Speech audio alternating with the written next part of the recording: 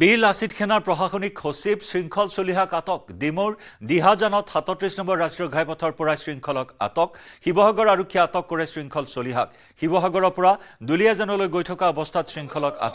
শৃংখলক আটক কৰি ডিব্ৰুগড়লৈ লৈ যায় শিৱসাগৰ আৰক্ষীয়ে আইন শৃংখলা পৰিস্থিতিৰ অৱনতি ঘটাৰ আশংকাত শৃংখলক আটক কৰা হয় ডিব্ৰুগড় আৰক্ষী অধীক্ষকৰ কাৰ্যালয়তে ৰখা হৈছে শৃংখলক ডিব্ৰুগড়তো বীৰ লাচিত সেনাৰ কেইবাজনো কৰ্মকৰ্তাক আটক কৰা হয় তনু শাহীৰ বিতৰ্কিত মন্তব্যৰ বিৰুদ্ধে দুলিয়াজান বন্ধ ঘোষণা কৰি দল সংগঠনে সাব্যস্ত কৰিছিল প্ৰতিবাদ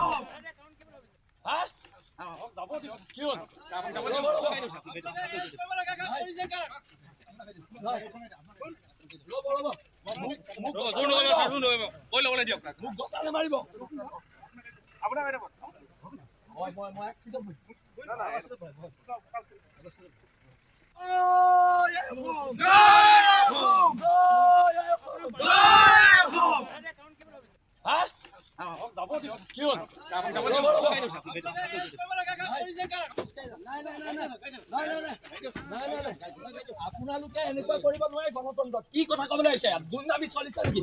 বিহাৰীয়ে মাৰিব মাৰোৱাৰীয়ে মাৰিব কিহৰ গুণ্ডামি চলিছে নাই কিহৰ গুণ্ডামি চলিছে নাই নাই নাই নুঠো আমি গুণ্ডামি চলিছে নি গুণ্ডামি চলিছে নি ইয়াত গুণ্ডামি চলিছে ইয়াত গুণ্ডামি চলিছে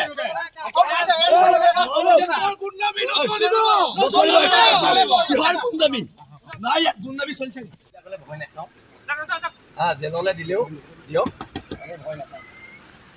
ইফালে শৃংখল চলিহাক আটক কৰাৰ পূৰ্বে গ্ৰেপ্তাৰ কৰাৰ সম্ভাৱনা ব্যক্ত কৰি শৃংখল চলিহাই ফেচবুকত এটা পোষ্ট কৰিছিল যিকোনো মুহূৰ্ততে গ্ৰেপ্তাৰৰ আশংকা প্ৰকাশ কৰি দুলিয়াজান থানাৰ ওচিয়ে গ্ৰেপ্তাৰৰ ভাবুকি দিয়াৰ কথা প্ৰকাশ কৰিছিল বীৰ লাচিত সেনাৰ নেতা শৃংখল চলিহাই গ্ৰেপ্তাৰ কৰিলেও আন্দোলন বন্ধ নকৰিবলৈ আহ্বান জনাইছিল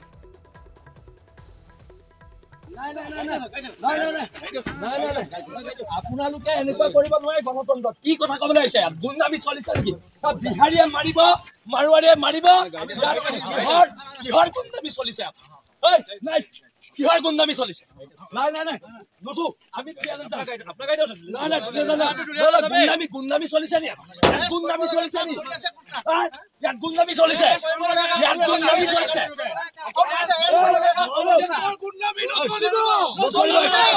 কিহৰ গুণ্ডামি নাই ইয়াত গুণ্ডামি চলিছে নি ভয় নাখাওঁ জেললৈ দিলেও দিয়ক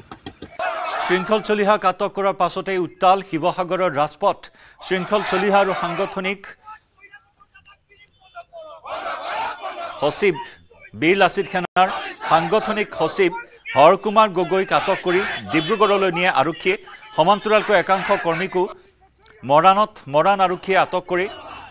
থানাত ৰাখি থয় ইয়াৰ পাছতে সদৌ অসম অনুসূচিত জাতি ছাত্ৰ সন্থা আৰু বীৰ লাচিত সেনাই শিৱসাগৰ দলমুখ চাৰিআলিত সাব্যস্ত কৰে প্ৰতিবাদ ৩ ঘণ্টাৰ ভিতৰত শৃংখল চলিহাকে ধৰি সকলো সতীৰ্থক মুক্তিৰ দাবী অন্যথা শিৱসাগৰতো বন্ধ দিয়াৰ হুংকাৰ দিলে বীৰ লাচিত সেনাই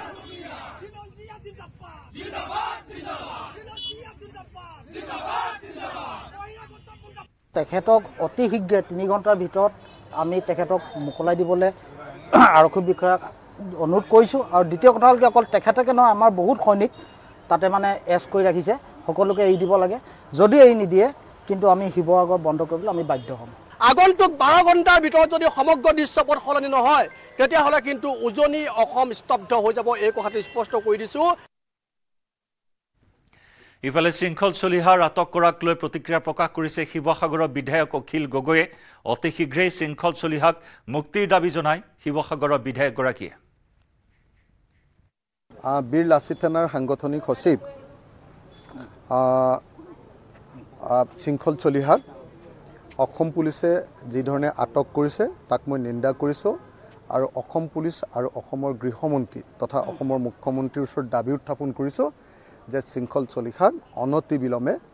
মুক্ত কৰি দিব লাগে আমাৰ দুলিয়াজানত যেটো ঘটনা ঘটিছে এই ঘটনাটো দুৰ্ভাগ্যজনক অসমৰ খিলঞ্জীয়া মানুহবিলাকে মাৰ খাবলগীয়া হৈছে আৰু বহিৰাগত মানুহবিলাকে বনিয়াবিলাকে যিবিলাকে বেপাৰ কৰিবলৈ ইয়ালৈ আহিছে তেওঁলোকে আমাৰ অসমীয়া মানুহৰ ওপৰত হাত তুলিবলৈ সাহস কৰিছে আমাৰ খিলঞ্জীয়া থলুৱা মানুহৰ ওপৰত হাত তুলিবলৈ সাহস কৰিছে গতিকে দুলিয়াজানৰ এই ঘটনা সেইকাৰণে নিন্দনীয় মই সেইকাৰণে দাবী উত্থাপন কৰিছোঁ যে অনতি বিলম্বে শৃংখল চলিহাক মুক্ত কৰাৰ ব্যৱস্থা কৰিব লাগে। মুখ্যমন্ত্ৰীৰ ওচৰত দাবী জনাইছোঁ। মই শিৱসাগৰৰ বিধায়ক হিচাপে দাবী জনাইছোঁ, ৰাইজৰ দলৰ সভাপতি হিচাপে দাবী জনাইছোঁ আৰু আশা কৰিছোঁ যে অতি সোনকালে চৰকাৰে এই সম্পৰ্কত এটা সিদ্ধান্ত গ্ৰহণ কৰি আমাৰ শৃংখলক উলিয়াই দিয়াৰ শৃংখলক উলিয়াই দিয়াৰ ব্যৱস্থা কৰিব। লুৰিণজ্যোতি গগৈক আগচি ধৰিলে আৰক্ষীয়ে। শৃংখল চলিহাক লগ ধৰিবলৈ গৈছিল লুৰিণজ্যোতি গগৈ। ভিতৰলৈ প্ৰৱেশত লুৰিণজ্যোতি গগৈক বাধা আৰক্ষীৰ। ডিব্ৰুগড়ৰ আৰক্ষী অধীক্ষকৰ কাৰ্যালয়ত আৰক্ষীৰ বাধা। ডিব্ৰুগড় আৰক্ষী অধীক্ষকৰ কাৰ্যালয়ত ৰখা হৈছে শৃংখল চলিহাক।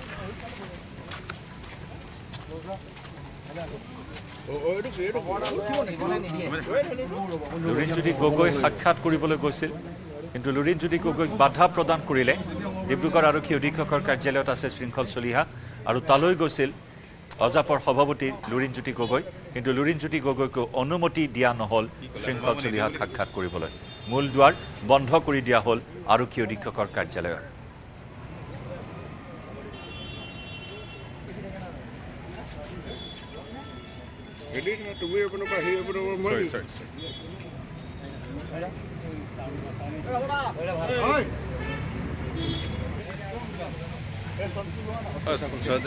গণতান্ত্ৰিক আন্দোলন আৰু গণতান্ত্ৰিক অধিকাৰ এটা মষিমূৰ কৰিবৰ কাৰণে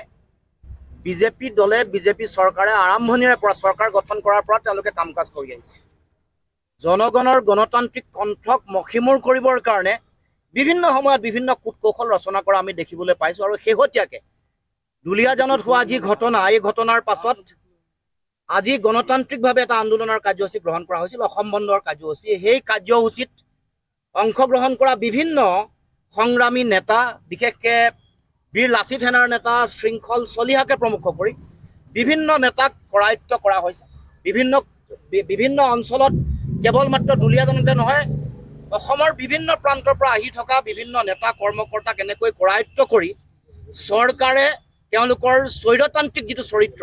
গণতান্ত্ৰিক আন্দোলনৰ বিৰোধী যিটো তেওঁলোকৰ চৰিত্ৰ, সেইটো চৰিত্ৰ তেওঁলোকে উদঙাই দেখাইছে। আমি স্পষ্টকৈ আমি চৰকাৰক ক'ব খোজোঁ যে তেওঁলোকৰ অগণতান্ত্ৰিক ফেচিষ্ট স্বৈৰতান্ত্ৰিক যি মানসিকতা আছে এইটো বন্ধ হ'ব লাগিব আৰু অতি সোনকালে আমি শৃংখল চলিহাক আমি মুকলি কৰি দিবৰ কাৰণে আহ্বান জনাইছোঁ। তাৰ লগে লগে শৃংখল চলিহাৰ উপৰিও যিসকল আমাৰ যিসকল